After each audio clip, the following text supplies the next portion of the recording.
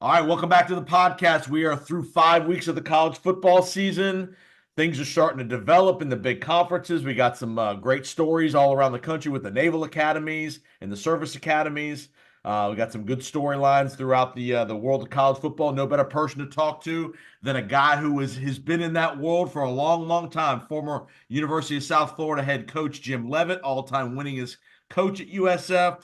Been in a lot of different places around the country. He'll be able to give some great insight about what these coaches and coaching staffs are thinking through 5 weeks. And welcome back to the podcast, Coach. Good morning. Boy, how about all this stuff going on around here, too? We got a Man, hurricane and,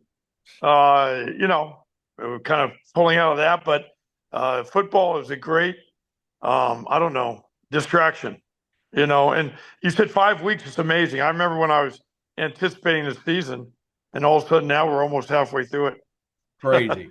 Goes For fast. some, give the audience a little perspective. For somebody that you coached here a long time and a lot of storms and things like that came Well, through during the football season. Talk about how that affects you guys as a coaching staff who all have families, obviously kids who have parents that all live all over the state of Florida. I mean, there's been a lot of devastation in Florida, North Carolina, Tennessee, Georgia in the last week. Just talk about how these kind of these scenarios and these storms really can affect the football program.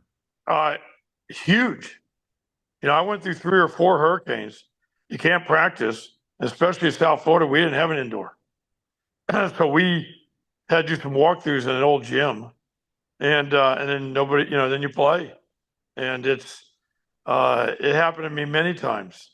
Um, and um, and you're right. The players, you don't think about the players and their families, because we didn't have any money to recruit out of state. Fortunately, we didn't have to. But my point is this: all the families are in Florida. Right. So all the hurricanes, obviously, it's not like you're in Tennessee and all your family's just different place. I mean, uh, it was a challenge. And then, trying to make sure they're safe and that they're not distracted. And I don't blame them to be distracted. I mean, your family is much more important than a football game. And I remember playing Southern Miss when Southern Miss was really good. They're not real good right now, but they used to be really good, Right. like say 20, 25 years ago. And I remember we beat TCU at TCU. We could not fly back because of a hurricane. We had to fly back on Tuesday, and we had a game on a Thursday. We had one day of practice. We played Southern Miss. We lost that game. It was a very close game. Came down to the end, but we won the game against TCU in double overtime. Then we come back for one day of practice and play again. It it was wrong. Right. I battled that whole thing, but TV takes precedence, Right. and money and all that. So it's a challenge. It really is. I mean, there's some games canceled. I saw App State. Didn't they Uh, cancel their game with Liberty? yeah. I saw There's a East Tennessee got stranded in a bus trying to go to play the Citadel, and the Citadel didn't want to move the game, and there were people having to deliver Waffle House to the East Tennessee kids because they were stranded. wow. I They didn't couldn't know get that. back. They couldn't get back to East Tennessee, and just those kind of stories that you hear are just tough. Yeah, but you know what? Just like when my mailbox opened, that morning after the storm and the mail was delivered. We're like Right. mailmen. We keep going. Right. I Right. was shocked. I couldn't believe it. Got garbage everywhere. People have people have furniture on the street giving away like we talked about millions of dollars of furniture, and here comes the mail truck. Right. It's But crazy. football, it just keeps going on. Is my Right. point. It just Yeah. And we you all, find a way life through life it. go yeah, life goes on for all of us. We got to go to school the next day, got to go to work, we got to coach football, whatever it is. Right. I mean, it's just it's all right. 5 weeks into the college football season, Coach. I know you watched a lot of games these first 5 weeks. Give me a couple of themes or narratives that you've kind of noticed, some storylines, whether it's coaching programs that have surprised. Give me a couple things that have caught your attention. Well, in the American Conference, we brought it up, and Miles go to it right now. Navy and Army. Why can't Army or Navy make it into the 12 playoffs? I Right. think that would be awesome. I'd love to see Army in there playing against, whoever. You Uh-huh. know, it's Miami. Yeah. I mean, it's going to be. I hope one of those service academies gets in there. And but the one thing that would help the other teams playing Army or Navy, they would have more time to prepare. Unless one of those service academies won their first round and they play the next week, then that would be a challenge Right. for whoever had to play a service academy because you got to have time. It's like when I've played against Navy, I played against Army, and been involved against those academies, and you always have to work on them in the spring. You have to cut out 2 or 3 days where you're working on that type of offense, or you're gonna be in trouble. And as a coordinator, you got to be thinking about all the time.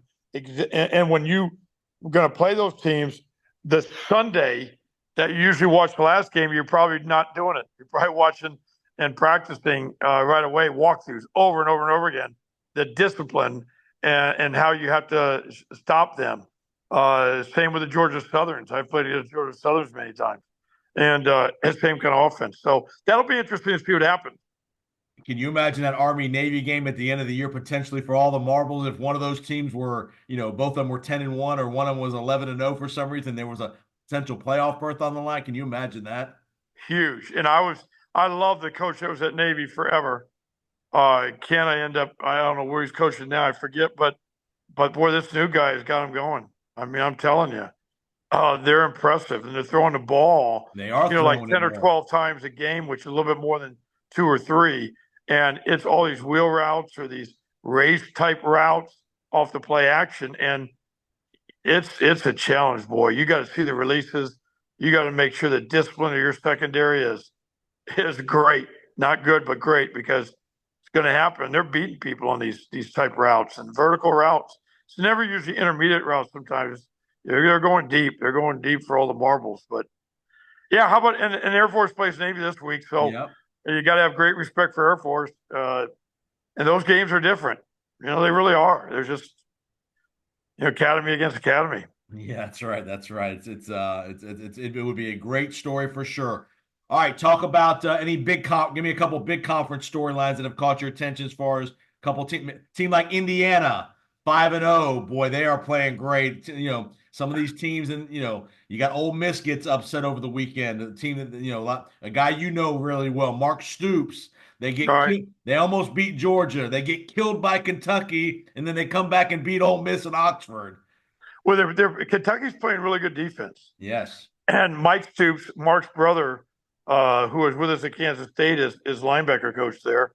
But they are playing really, really good defense, and their D coordinator is doing a good job with his staff.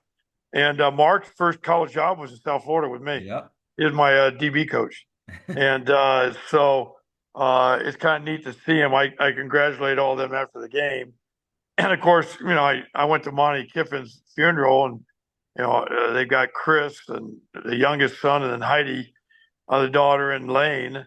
I know all them, and what a great job they've done at Ole Miss. Ole Miss got amazing athletes, but Kentucky's playing really good defense, and what a great win for Kentucky. And yeah, and then you talked about other big games like Miami, Virginia Tech. By the way, would they have had to put you in handcuffs after the overturned reversal if you're the Yes, Virginia Tech coach? that to me that was so wrong. You know, um, Miami's playing great defense, and Lance Guidry needs to get a lot of respect for that. He was my safeties coach at Florida Atlantic when we were 10th in the country in defense. Um, and I was there 1 year, but Lance doing a good job. Um, but Virginia Tech is a lot better than people thought. They lost to Vanderbilt and they lost another game. Rutgers beat them, I think. Rutgers is undefeated. How Yeah. about that one? And but what a good team, Virginia Tech. And I mean, it's 4th and 3, Wow.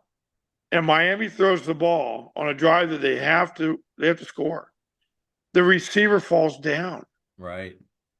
I know you remember the play, Yeah. and the ball happens to go into his hands. Right. Unbelievable catch. I mean, the game's over Yes. on that play. To me, that was almost bigger than any of it. Yes. But then you go to the last play, And no matter what the decision is and what they call on the field, they called it a touchdown. For them to overturn that is sick. Right. I mean, I watched, if they're even 80% sure the ball was not possessed, Right. that's not 100%. Right. And if I'm going right by the rules, it has got to be 100% sure. Yeah. And I don't think anybody thought it was. Right. And I got to believe that they're at Miami and they're worried about the fans. I don't know. And here's that was, and I'll say this, Coach, and nobody will ever admit this ever publicly. The ACC, knowing that they need Miami to be in the hunt for the national title, and I hate to say that, but a call like that keeps Miami in the hunt for the national title. You know, in the ACC relevant. you got to wonder about conspiracies. You know, I mean, you gotta really wonder about stuff. I mean, it's worth millions and millions of dollars. Yes, because they could see there's no other team other than Virginia Tech or Miami. Maybe Virginia Clemson, Tech was picked. Maybe Clemson, but Miami's yeah, their meal ticket. They're playing better with their quarterback. Yeah, no, I agree. Whatever it was, I was shocked. I watched that game. I was shocked, and I felt really bad for Virginia Tech. I mean, really, that was. I thought they outplayed them in that game. Did. You know, I thought they were the better team that night, and then the quarterback of Miami. I mean, how fortunate for them. The story is crazy. From what I'm told, Cam was being recruited by Florida State, right, and decided to go in the draft. So Florida State took Umale, right, and I heard paid him a bunch of money. Yeah. And then Cam decides not to go to the NFL. Miami gets him. Florida State might be undefeated. Right. If they had Cam. Right. How big that is. But what disappointed me a little bit about Cam was when he came out on TV and said he was the best player in the country. The interview. And I'm sure he's a good kid. I'm sure he is. But making that statement, I would videotape that, and I'll guarantee you, every defense that I'm with, I'm playing that videotape all week long. Right. Because he is their offense to me. I know they got great receivers. I know they've got running backs. They got a good old line, but they ain't going to move like it moves right now without that guy. And what Virginia Tech did, which I thought, I talked to even South Florida, a couple of defense coaches, said you got to find a way to get pressure on Cam, and it's got to be early. You got to hit him, or if he's comfortable in that pocket, you're going to struggle. And South Florida never did. Right. And it's because 7-man protection. And if that happens, you're going to have to soften your corners and bring an extra guy. And you may be in zero coverage once in a while, but you got to get a free runner on a quarterback. And if that's what it takes, that's what it takes. And that I thought was a big mistake. I mean, yeah, you might give up the big play, but I don't know if you're going to beat Miami if you don't get that quarterback. And Virginia Tech did. They did. They hit him. They hit him and moved him and made him feel uncomfortable. No doubt. No doubt. Talk about the importance again. To me, one of the storylines is transfers and the evaluation of transfers. Cam Ward at Miami, great acquisition. DJU at Florida State turned out not to be a very good acquisition. Auburn's had some quarterback issues in the transfer portal. They can't find a quarterback. Just talk about the world of the portal and the importance of coaching staffs making good evaluations of these players, especially at the quarterback position. Well, what I find that's interesting is nobody realized there's a learning curve. And, I don't know if it affects DJ or not at Florida State because he's got a great arm. He's a big guy. But I don't know how well he's processed the different systems. Right. Remember, he already transferred from Clemson to Oregon State. Right. And Oregon State did a decent job, but Oregon State's offense is all about running the ball and the 2 tight ends and those things. And now he goes to Florida State where they've got such great receivers, spread out the receivers and go to work.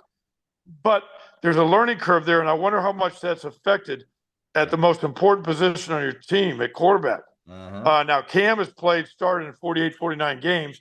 He also is a double transfer. He went from one school to Washington State to Miami.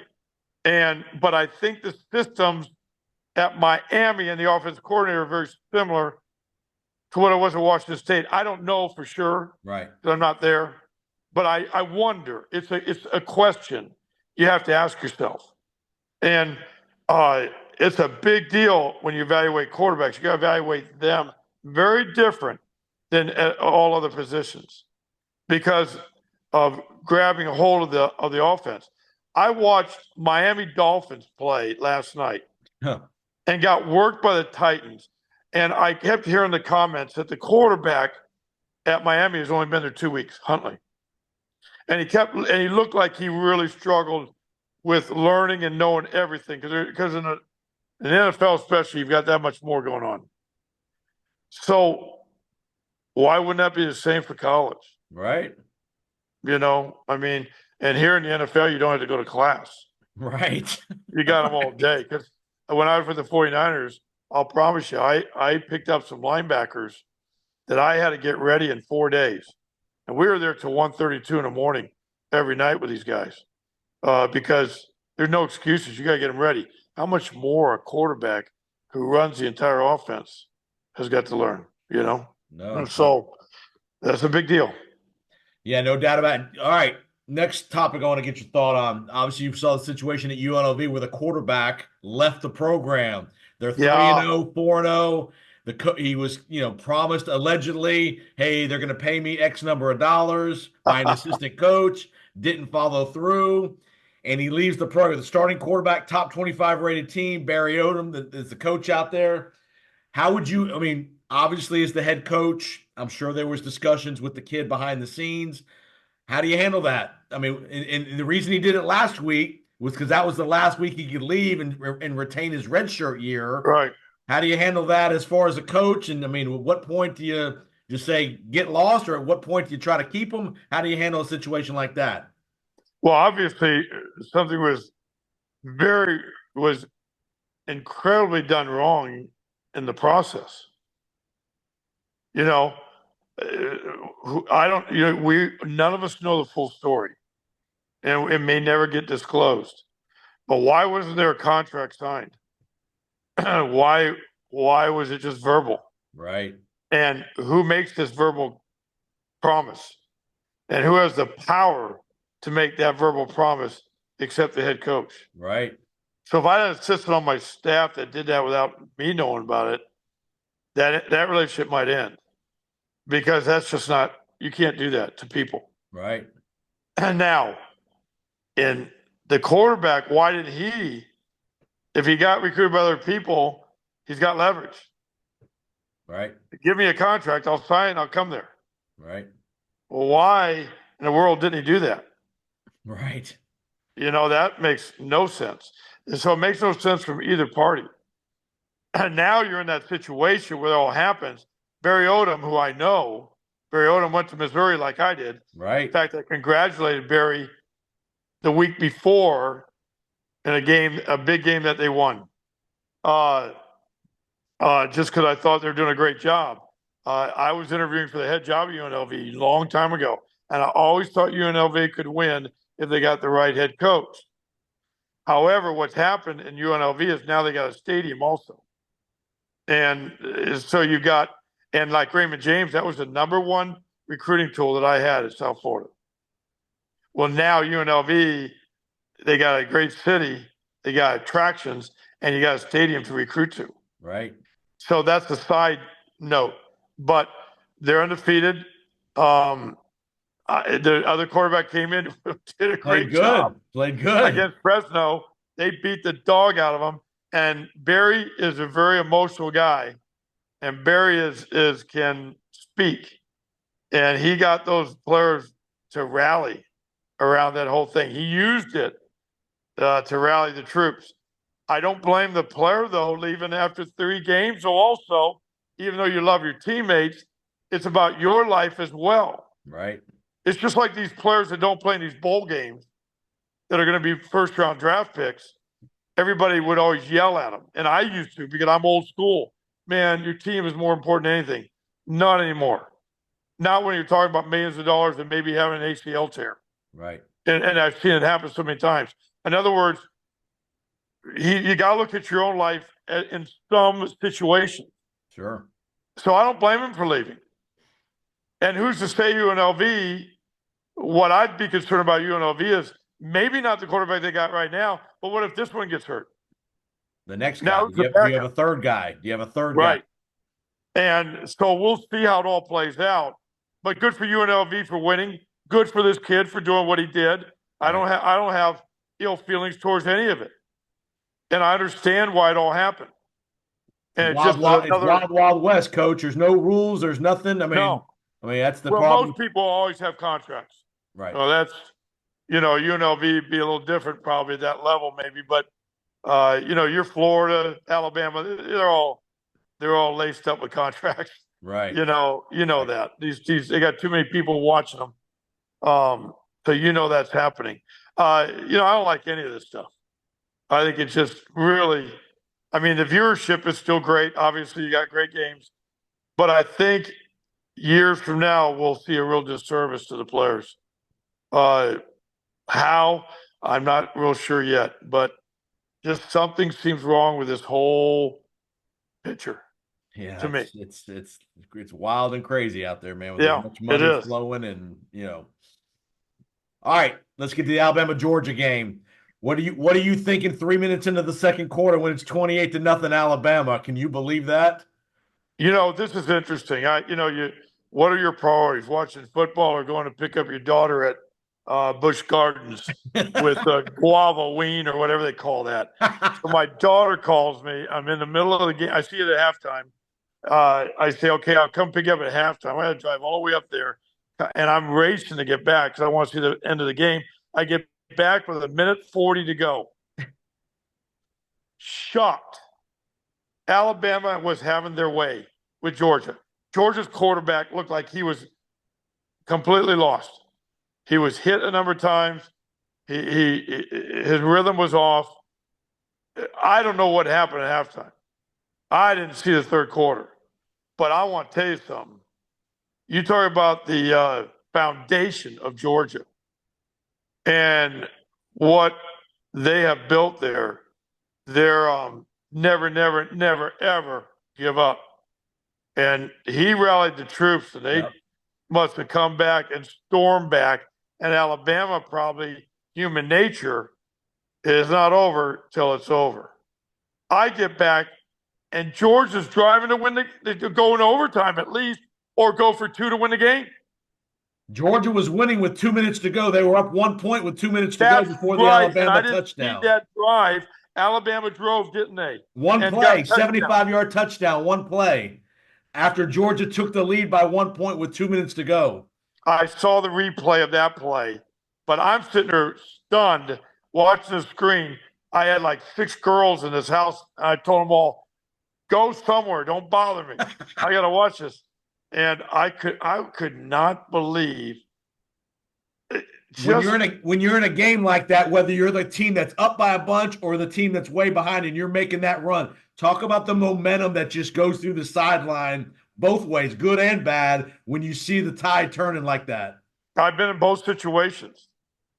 And I've almost tried to will either way for things to happen.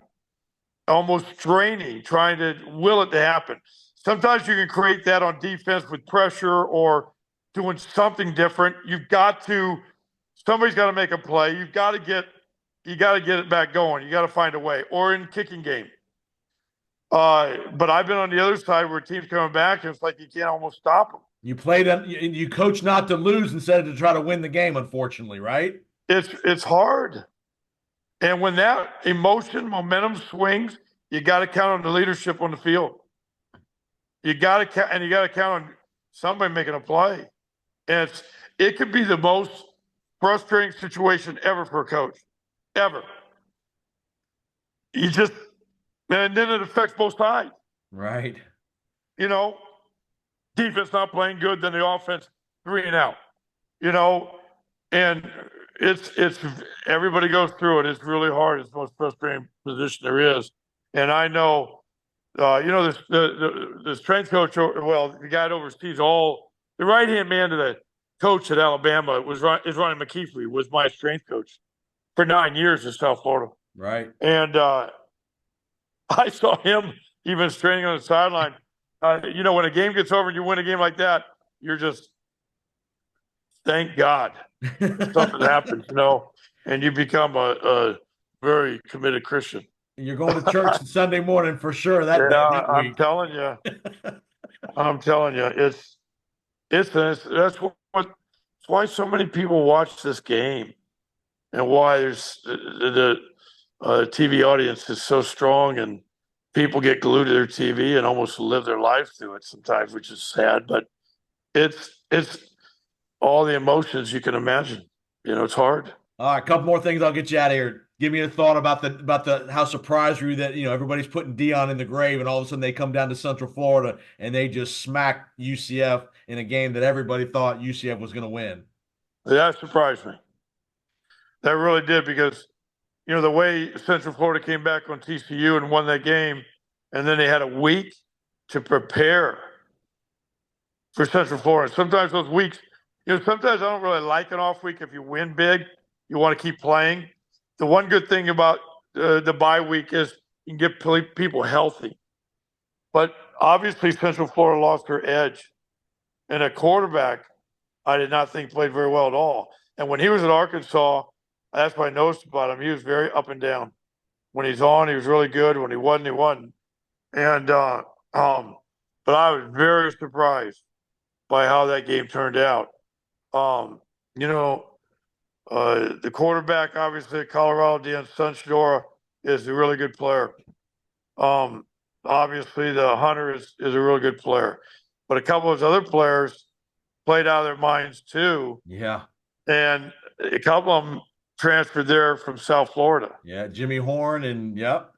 And there's probably a lot of kids on that team. Of course, Deion's from Florida, and there was probably a lot of momentum on that Colorado team coming to the state of Florida and playing well and winning that game. Yeah.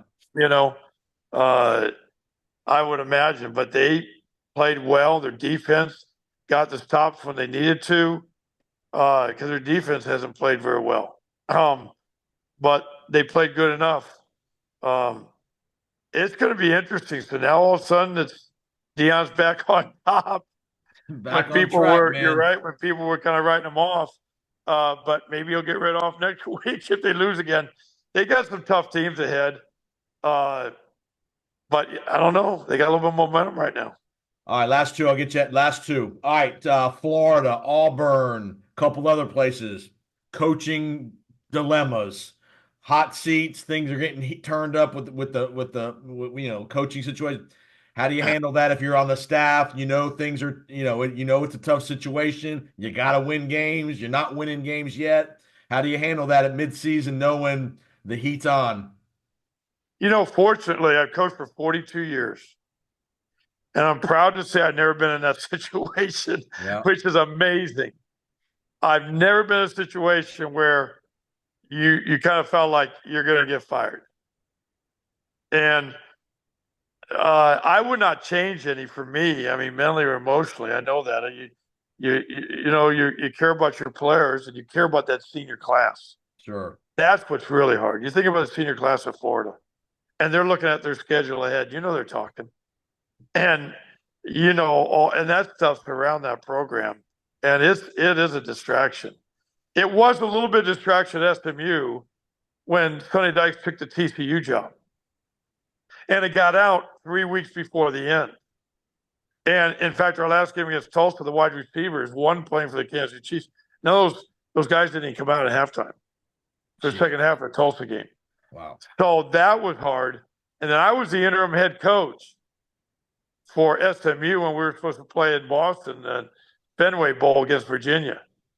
And that's always hard. So I kind of, can understand a little bit from that standpoint, because a lot of those seniors didn't want to play in the game because of the NFL. Right. And Virginia had a very good team. So when Virginia called to cancel the game because of COVID, the day we were flying out, Wow.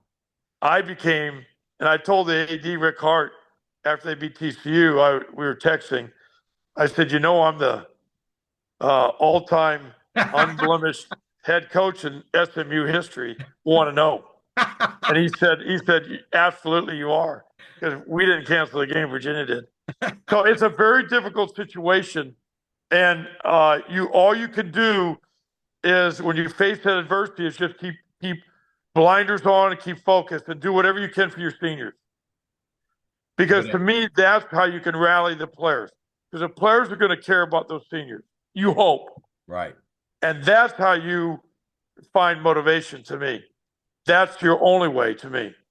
And I would lean on the seniors because they want to win still. It's their last year. A lot of those guys will ever play football. Right. The Auburn, I know Hugh very well. I interviewed with Hugh twice for the defense coordinator job at Ole Miss when he was there.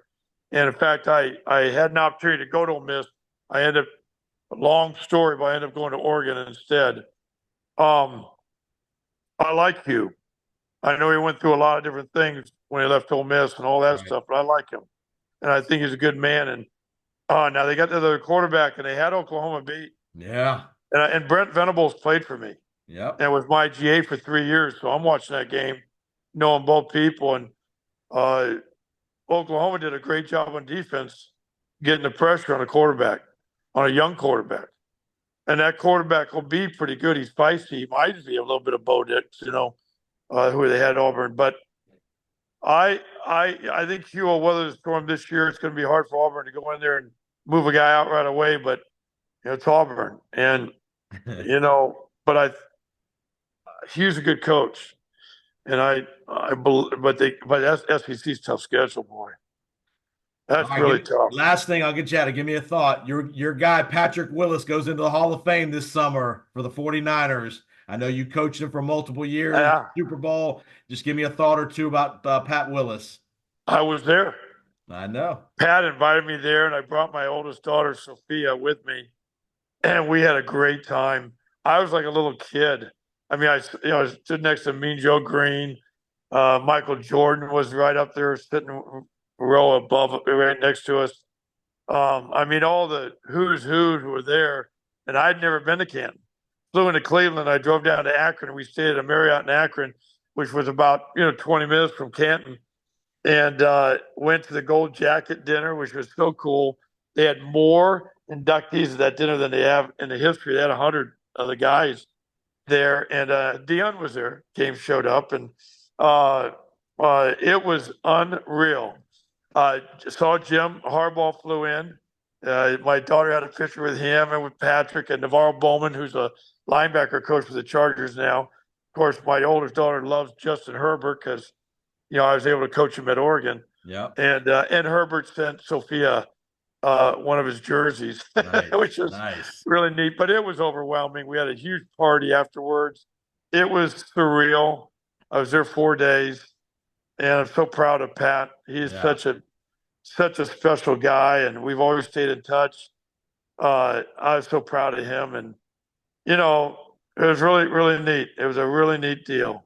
Very powerful, very neat. So very cool. You should be proud of that. That's an awesome I accomplishment. am. It was a neat deal.